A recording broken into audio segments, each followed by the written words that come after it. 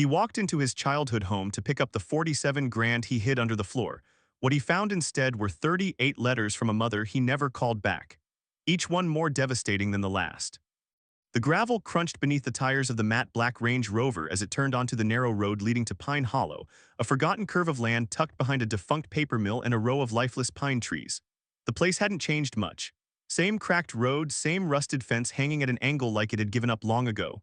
The air still smelled like wet wood in autumn, but he had changed. Isaac Morley stepped out, polished leather shoes hitting the dirt like they didn't belong there, which they didn't. Not anymore. The dark suit, the podek on his wrist, the silent driver who waited by the car, none of it fit the frame of this place. It had been 34 years since he'd left, 17 since he dared to even say its name out loud. Pine Hollow. He lit a cigarette, something he only did when returning to the past.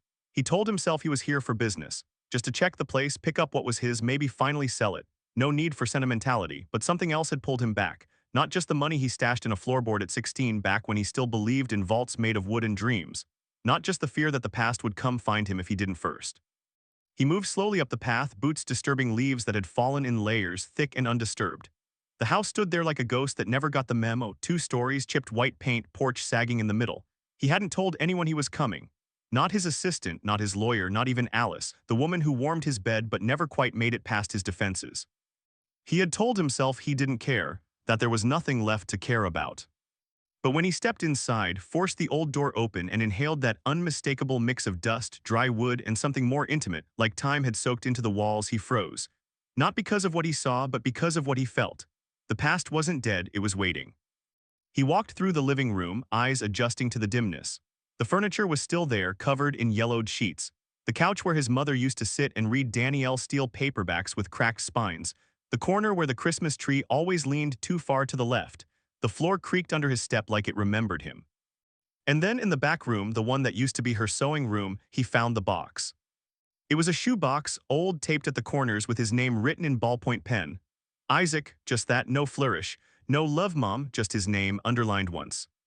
He hesitated before picking it up. Something in his chest shifted, something brittle and long ignored.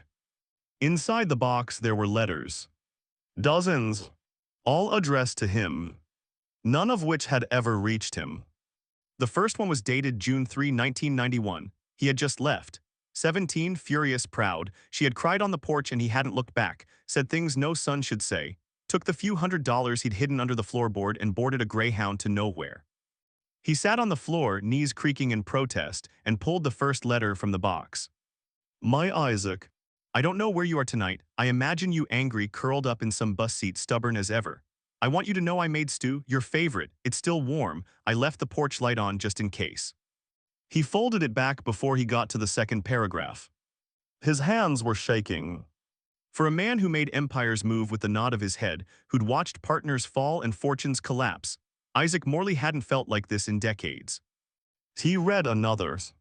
Your birthday passed and I baked the cake anyway, chocolate, I sang by myself. I think the dog was confused. Another.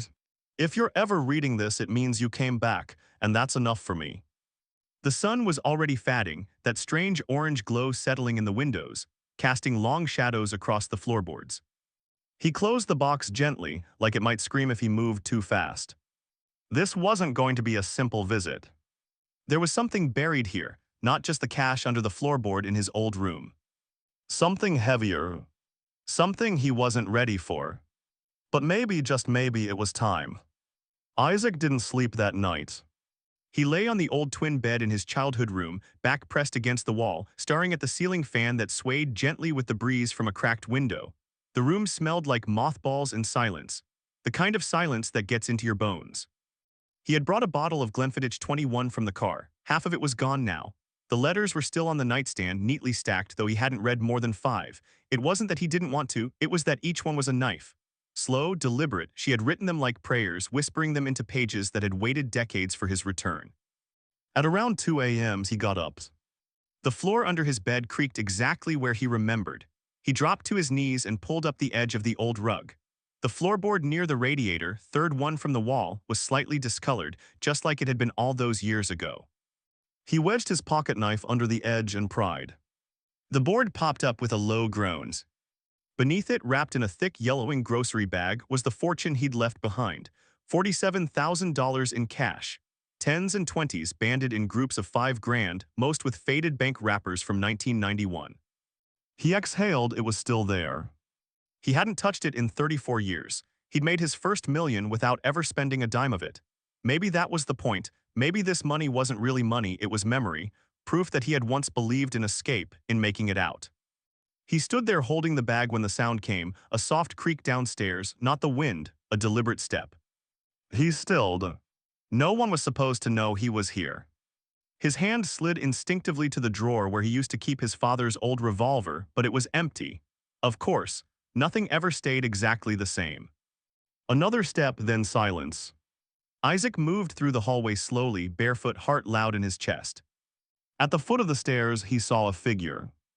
Older woman, small frame, gray hair in a loose bun. For one insane second, his mind said, Mom. But it wasn't her. Don't shoot, the woman said softly, holding up her hands like a burglar caught mid-prayer. I'm just the neighbor, Alice Gentry. He blinked. Alice. My mother used to bring you soup when you were little, after your dad passed. He let out a breath. Jesus, Alice, you scared the hell out of me. She stepped fully into the light, her eyes were kind, tired. I saw the lights on, figured it was either you or a bunch of raccoons playing poker. He nodded, it's me. I guessed you look like your mother around the eyes. There was a long pause. Then she added, I kept an eye on the place, all these years just in case. That part caught him off guard. Why, he asked. She shrugged, because someone should. He didn't know what to say to that. They sat in the kitchen, drinking from mismatched mugs she pulled from the dusty cabinets like she belonged there. She poured herself tea and declined the scotch.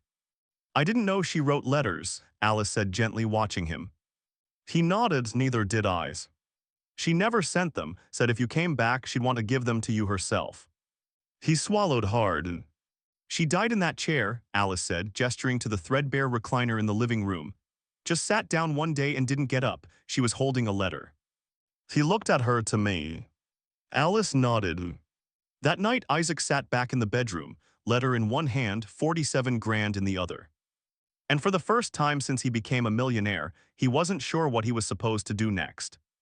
Morning came gray and cold. Isaac stood at the kitchen sink, holding a chipped mug of black coffee while the water dripped from a pipe under the faucet with a slow, mocking rhythm. Outside, the trees leaned into the wind like old men arguing over nothing. The kind of morning that made you feel like time was moving backward. He had been rich for so long, he'd forgotten what it felt like to wait for coffee to boil instead of being brought to him by someone paid to smile. But here, everything demanded patience, even regret. Alice returned later that morning with a paper bag of groceries, eggs, butter, a loaf of rye bread, and a silence that said more than any question could. Did you read them all? She asked, setting the bag on the counter like she'd done it 1,000 times. Not yet, Isaac replied, eyes on the window. She was a good woman, Alice said, and lonely, the kind of lonely that makes you talk to things that don't talk back.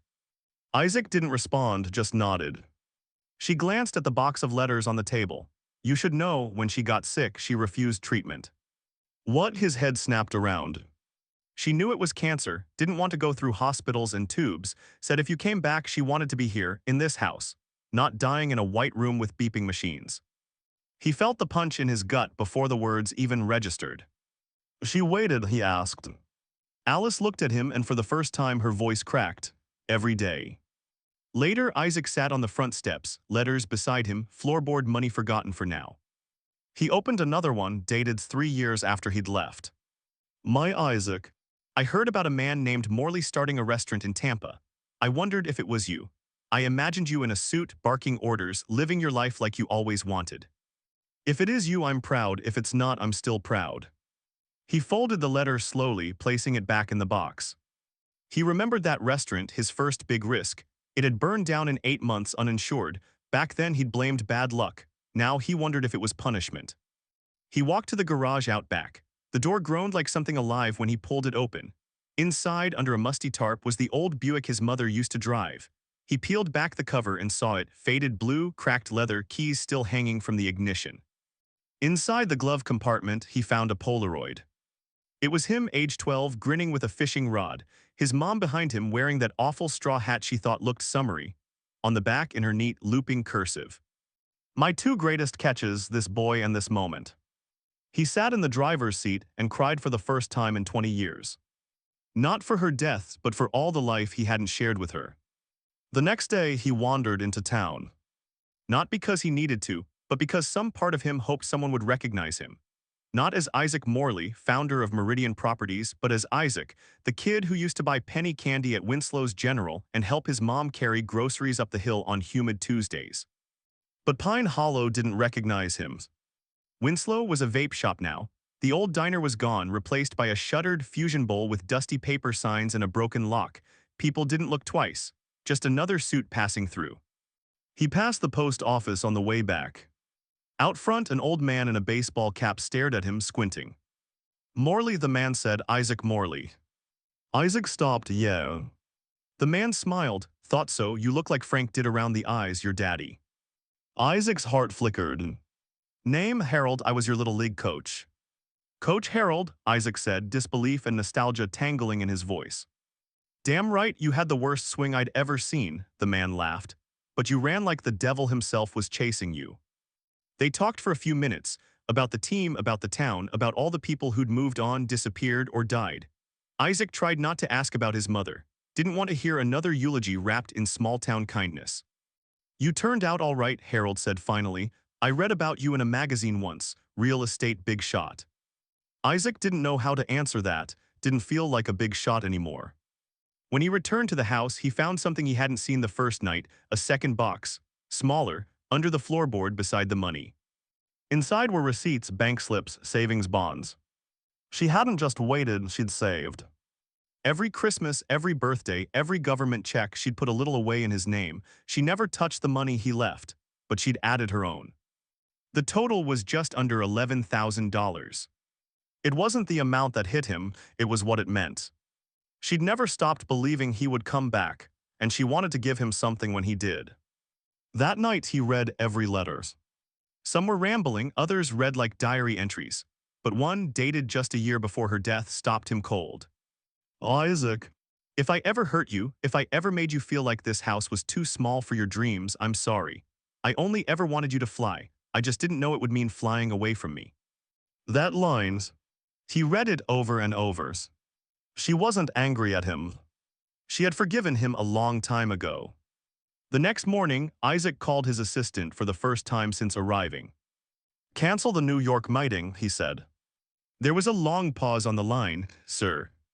You heard me. Push the Tokyo call too. I'm taking a week." "Understood." He hung up before she could ask questions. He wasn't sure what answers he'd give. Instead, he walked the town, not in disguise, not in shadows. He wore jeans and a flannel shirt he'd found in the back of his childhood closet, his father's, he realized by the scent, and he walked. He passed the community center where his mother used to volunteer. A rusted hand-painted sign still read, "Food drive every Friday." The place was boarded up. He stood in front of it for a long time, then walked down to the church. The old pastor had passed, but a young woman with wire-rimmed glasses and ink on her fingers greeted him. "I'm Grace," she said, smiling. "You here for someone's funeral?" "No," he replied, almost laughed. "Not this time." She offered him tea, told him how the town had slowly emptied out. "People leave and don't come back," she said. "Not many do." "I left," he said. "And you came back." She didn't ask why, she just listened. That simple act felt more valuable than gold. Back at the house, he stood in the living room, watching the sunset leak across the floor like spilled wine. He made a decision. The next day, he met with a contractor, not from out of town, one of the locals. A man named Ray who remembered his mother and still called him Kid. "I want the house restored," Isaac said, "not flipped, not modernized, just like it was, maybe stronger." Ray raised an eyebrow. "You planning on living here?" Isaac shrugged. "Maybe, or maybe someone else will." He donated $50,000 to reopen the community center, told no one it came from him. He established a scholarship at the local high school in his mother's name. Not a big one, just enough to get someone started. He wrote the check himself. He visited her grave. The stone was simple. Marjorie Ann Morley, beloved mother, lover of books and blueberry pie. He knelt, laid one of the letters on her headstone. "I read them all," he said quietly, "every single one." There was no wind, no sign, just silence. But he didn't need a response. He was no longer looking for forgiveness. He had already been given it. The house took weeks to repair. Every day, Isaac woke before the sun, brewed his own coffee, and stood barefoot on the porch while the workers hammered and sawed and breathed life back into the walls. Alice came by sometimes with pie, sometimes with questions, but mostly with quiet company. She never asked why he stayed. She just set the tin on the counter and said she'd be proud, then left. One morning, Ray found something in the attic. "Thought you should see this," he said, handing Isaac an envelope yellowed at the edges, sealed in wax. It was addressed to him. The handwriting was unmistakably hers. Inside was a photograph, him at 16 standing next to her on the front porch, arms crossed, expression sullen but her smile radiant. On the back she had written, "He doesn't know it now, but he's already the man I hoped he'd be." Beneath the photo was a final letter. It was dated 2 days before her death. "My dearest boy, you don't have to be rich for me to love you. You don't have to be successful or powerful or even happy all the time. You just have to remember where you come from, who you are, what matters. If you ever come home, know this: I never blamed you, I never stopped hopping, and I never stopped loving you." He folded the letter slowly, his throat tight, eyes burning. Later that evening, he wandered to the shed in the back. He hadn't touched it since coming home. The door stuck a little. Inside, the smell of sawdust and old oil still lingered. In the corner was a wooden chest. Inside, among rusted tools and broken holiday ornaments, was something he didn't expect: a notebook. His mother's handwriting covered the pages. Notes, ideas, a journal of sorts, but also something more: a plan. She had been writing a book, a memoir, about raising a boy alone, about joy, sorrow, and silence, about the small beauty of everyday courage. He read the first paragraph and felt like he was 12 again, sitting at the kitchen table while she scribbled grocery lists and talked about writing one day. She had never finished it, but she had started. That night, Isaac sat at the same table, her old notebook open, pen in hand, and he began to write. Not for money, not for legacy, but for her, and for the part of himself he'd buried beneath years of noise and luxury. The next morning, he called Alice. "I want to hold a dinner," he said. "For the town, at the house, everyone's invited." She hesitated. "For what?" He smiled faintly, "To say thank you and goodbye, or maybe hello." The invitations were handwritten. No media, no cameras, just neighbors and old classmates and people who remembered his mother's laugh. And when they came, dozens of them, some shy, some skeptical, they were greeted by a man with sleeves rolled up, a tired but genuine smile, and a voice softer than money ever taught him to use. He told them stories. He read a passage from her notebook. He didn't talk about his company, or his net worth, or his homes in Paris and Hong Kong. He just talked about her. And when the night ended, he stood on the porch alone and looked out at the stars. For once, he wasn't thinking about what he didn't have. He was thinking about everything he almost lost. The house was finished by late fall. New paint, new roof, restored porch swing just like she always wanted. Inside, the air felt different, less like memory, more like presence, like she still lived there in the way light lived in windows. Isaac stood in the kitchen one last time, his hand on the old doorframe where his height had been marked in pencil over the years. He found his name written at eye level, dated August '89. He smiled. She'd never erased it. The community center reopened on a crisp Saturday morning, children racing inside like floodgates had opened. He stood in the back unnoticed, just the way he wanted. A girl bumped into him, 7 or 8 years old, holding a paper plate of cookies. "Hi," she said, "you live in the big white house now." He smiled for a little while. "My mom says a rich man fixed it, that he used to be a kid here." "I think he still is," Isaac said. She blinked. "That's weird." He laughed. "Yeah, it is." He walked her back to her mother, who nodded her thanks with the kind of grace that doesn't ask for anything more. Later, he sat down with Alice at the edge of the lake just behind the hollow. "You leaving soon?" she asked. He nodded. "Tomorrow." "You did good, Isaac." "I didn't come back to do good," he admitted. "I came for money I didn't even need." She looked at him. "And what did you leave with?" He paused. "Something I can't count or invest." She nudged his arm with a smile. "Not everything's got a return." He left Pine Hollow the next morning, no grand farewell, no press release. Just a note taped to the inside of the door. "To whoever finds this. This house was built by hands that loved without condition. If you live here, live well, speak kindly, forgive easily, and leave the porch light on. Someone out there might need it." Zaydem. Back in the city, Isaac returned to the noise, the deals, the suits. But something was different now. He started writing more, not contracts, stories, letters. He published his mother's memoir, leaving her name on the cover alone, no mention of him. He visited schools, quietly funded scholarships, gave without applause. And sometimes, when the world got too loud, he'd drive. No destination, just roads. And in the glove compartment of every car he owned, he kept one letter from the box. Just one. A reminder of who he had been. And who had never stopped loving him, even when he had no idea how to love himself.